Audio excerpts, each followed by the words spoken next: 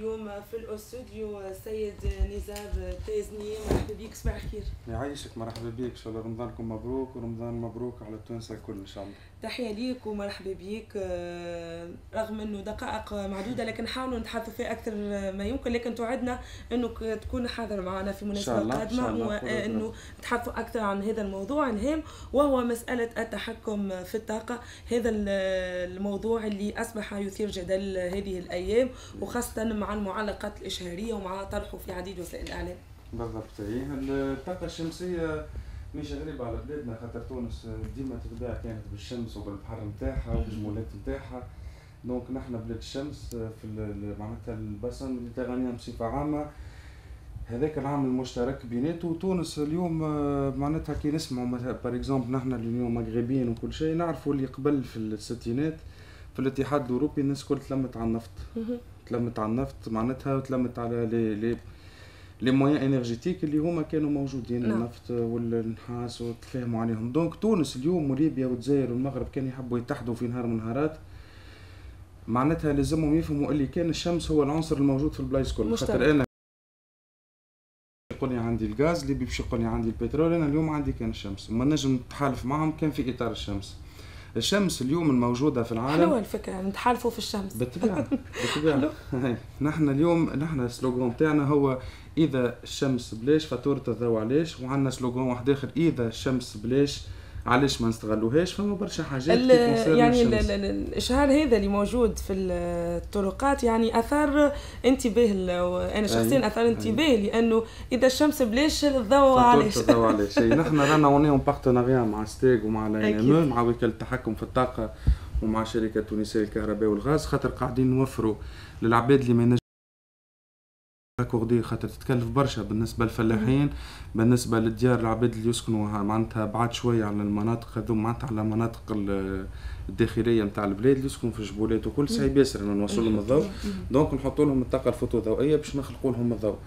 فما برشا اعانات قاعده تحط من الوكاله التونسيه للتحكم في الطاقه والستيغ كي سون نو بارتنير استراتيجيك اللي هما نخدموا معهم برشا، اللي قاعدين معناتها يعاونوا برشا في المواطن باش ينقص برشا في فاتوره استهلاك الضوء نتاعو، باش تنقص ستيغ. خاطر ستيغ اليوم تاخذ في 1600 مليار دعم من الخزينه العامه للدوله، تكلف برشا وثقيله برشا على كاهن المواطنين الكل، خاطر نحن اللي قاعدين نخلصوا فيهم مونطون، دونك تحب تنقص فيهم هذوك. صحيح، وهذه فكره هامه ان هذا التحالف بينكم وبين الستيغ. لكن حبيت نقطتين، هو هل انه الطاقه الشمسيه تتكلف؟ هذا سؤال اول. والثاني يعني نلاحظ انه ما زالت الطاقه الشمسيه مش في عقليه المواطن التونسي. ماهيش في عقليه المواطن التونسي، اما المواطن التونسي شنو لازم يفهم؟ ولازم يفهم اللي اكثر حاجه ابوندونت في الجلوب تيرستر الكل هي الاكسجين اول حاجه، والسيليسيوم اللي نعملوا به لي بانو فوتوفولتايك معناتها موجوده بقيمه 80% ببري عندنا في الواحد. دونك سي اون سورس كبيره برشا. ثاني حاجه الشمس في 5 ثواني تنجم تغطي 10,000 مره الطاقه اليوميه للكون للعالم معناتها. معناتها كي نشوفوا نحن الصين ونشوفوا تلفز ونشوفوا اليوم نشوفوا الضوء الكل ودبي، نقول لا نحن يلزم 5 ثواني بركه باش نغطيو لا كونسوماسيون تاع العالم الكل. معناتها حاجه سوربرونونت العباد ما تفهمهاش. دونك هذاك علاش تونس كانت سباقه في الميدان هذايا، وبالوكاله التونسيه للتحكم في الطاقه وستيغ معناتها عملنا حلف ثلاثي اللي فيه بيان سور لي جون تاع لو سيكتور نتاع السولير اللي اليوم عندهم برشا اشكاليات، ان شاء الله نتعرضوا لهم في فرصه قادمه زاده باش نحاولوا نحسنوا في برشا حاجات. ومعناتها الزوز هذوما الزوز معناتها الاطارات نتاعهم الساميه قاعدين يفعلوا برشا في المشروع هذايا نتاع الشمس في تونس، وان شاء الله معناتها نخدموا على رواحنا باش ولكن لا ماهيش غاليه خاطر الدوله قاعده تدعم الانم، قاعده تدعم ستيغ، عاطيه كريديات على 7 سنين ولا اليوم بون عندنا شهر ونص، نحن تو واقفين، الشركه واقفه عندها شهر ونص، خاطر نستناو ديما في الاكور نتاع ستيغ والتجاري بنك اللي قعد شهر ونص موقف الشركات براتيكمون تاع الطاقه الشمسيه الكل في تونس. اما ان شاء الله نرجعوا ان شاء الله في ساعه معناتها يعطيونا لاكور هذايا وان شاء الله نرجعوا نخدموا. وبيان سور معناتها فما 40% حسب التقريب ما يدفعهاش. نعرف يعني انت يعني عندك علاقات برا في اوروبا في يعني في بلدان العالم، والفكره هذه يعني جاتك يعني كيفاش جاتك معناتها كيفاش فكرت انك تقوم بالمشروع هذا؟